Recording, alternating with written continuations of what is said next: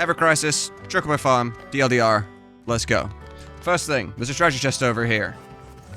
It replenishes every 24 hours. So from the moment you collect it, it refills itself every 24 hours. It's not always here. Sometimes it can be over here.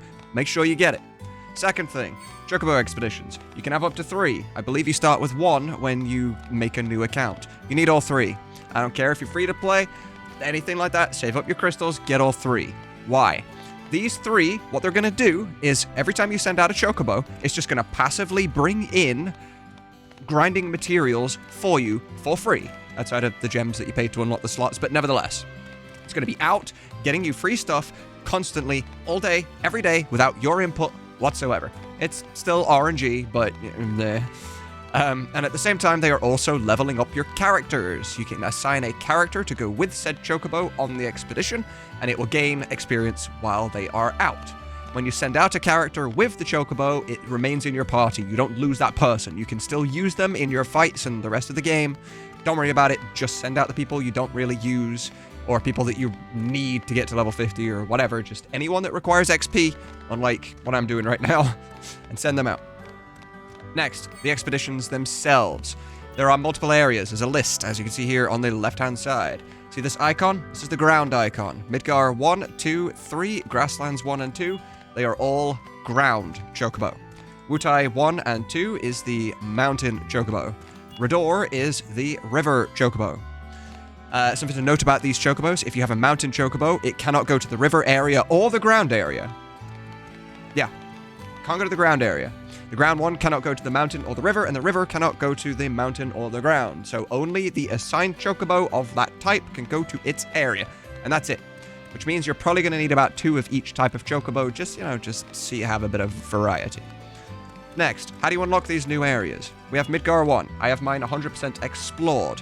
Every time you get to 75% explored, it unlocks the next section. So this would unlock Midgar 2, Midgar 3, etc. How do you get to 75%?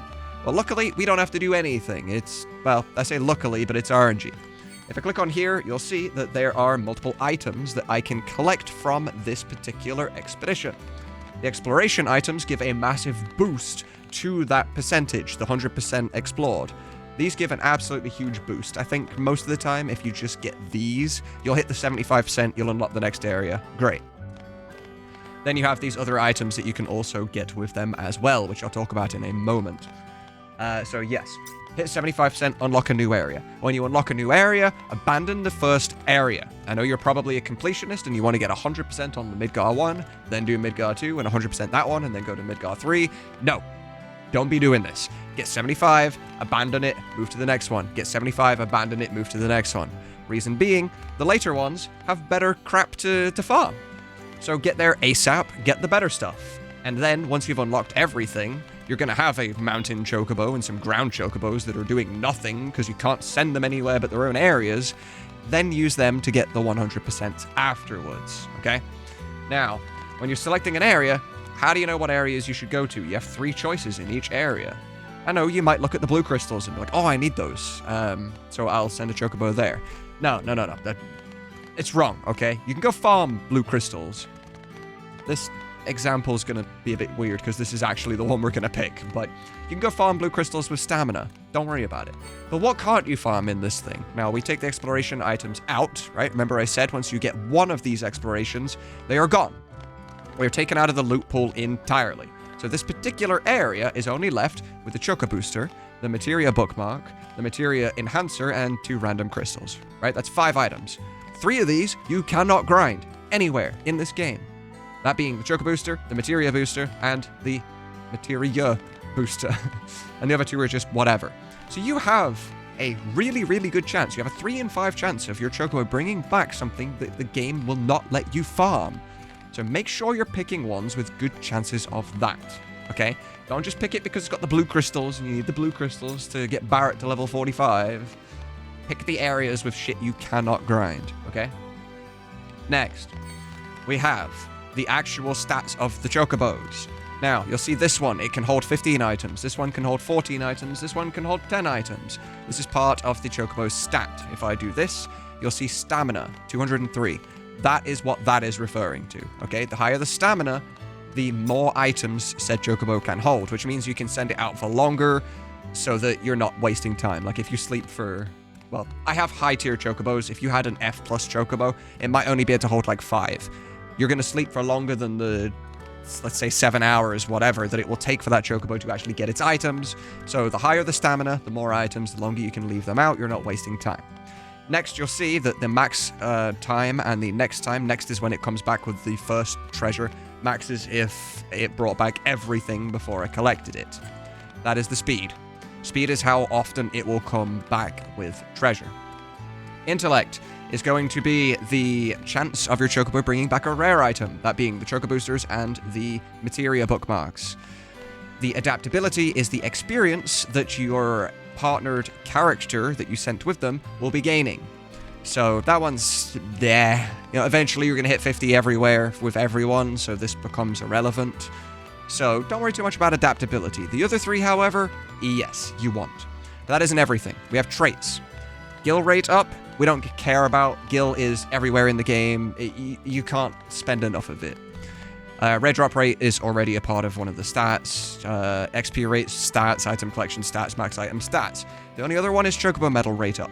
This one is super important. You want this as high as you can possibly get it. Reason being, you need to buy newer and better chocobos, and they cost chocobo medals. So get a chocobo with good chocobo medal rates, you'll send it out, it'll farm chocobo medals, you can use those medals to buy a better chocobo. Therefore, it's an investment, it's a return, it's perfect. So make sure you have good chocobo medal rate ups. But how do you get good chocobo medal rate ups? I'm glad that I pretended you asked. Let's go to the exchange. Now, here are the chocobos that are currently for sale in my shop. Now, I can re-roll it if I wanted to, but I don't want to. I am saving 7,000 because I know that C+ tier chocobos cost 7,000. I'd seen somebody else buy one, so that's what I'm waiting for. But the stats on your chocobo are, I'll give you 3 guesses. Yep, they're RNG. Fun. But there's still a few things that we can actually deal with here. As you can see, mountain chocobo. Mountain chocobos can go to the mountain areas. Cool, obvious. Regular chocobo. This is a ground chocobo. You can see the icons here. It will tell you. It will tell you. So you're going to need a couple of each type of chocobo, regardless, okay? Now, you might look at this green mountain chocobo and think, yeah, it's a mountain chocobo because it's green. Final Fantasy VII, right? That's how that worked. Not in Ever Crisis. The colors are, as far as I'm aware, they are purely cosmetic and do nothing. They do not affect your stats, their abilities, or anything. You can see there is a mountain chocobo here that is brown. So, yeah. Now, I haven't gone to the extent of buying 2 identical chocobos. If I buy 2 of that specific shade of green E+ mountain chocobos, I don't know if they're going to be identical, but I have bought the same, different... I have a D+ here, and a D+ here, and the stats vary, even though they are the same rank. Now, granted, they are different types and whatever. I don't have others that are the same. But from what I can tell, I've looked at other people's chocobos. They have the same types as I am, they have the same colors as I am, and we have different stats. The stats are RNG. But yes, the rank is what matters. The rank is going to affect your stats. So if you can save up a bunch and buy a bigger chocobo, like a higher ranked chocobo, then the stats are going to be substantially better. And that is pretty much everything. However, here's a bonus tip for other people that might be like me and didn't notice this. This little mission button in the top right over here. Yeah, that's not the same mission button that's on your home screen in the main game. There are chocobo-specific quests in here that, you know, you have no control over, whatever, but free blue crystals. Make sure you get those. Because I waited a very long time before collecting those, and I didn't notice that that was a thing, and yeah, I'm a fool for that. And that is everything chocobo related. So, yes. In summary, get all 3 unlocked. Get the 3 slots unlocked. Try your best to get chocobos with the medal rate increase, even though you have absolutely no control over it, but, I don't know, pray, wish, whatever. The characters you send with the chocobos do not get removed from your party. You can still use them, whatever else, it's fine. Collect that damn chest. It moves. But every 24 hours, collect that chest. And that's it. That's everything. So, good luck with your RNG chocobo farm, and I'll catch you in the next TLDR video.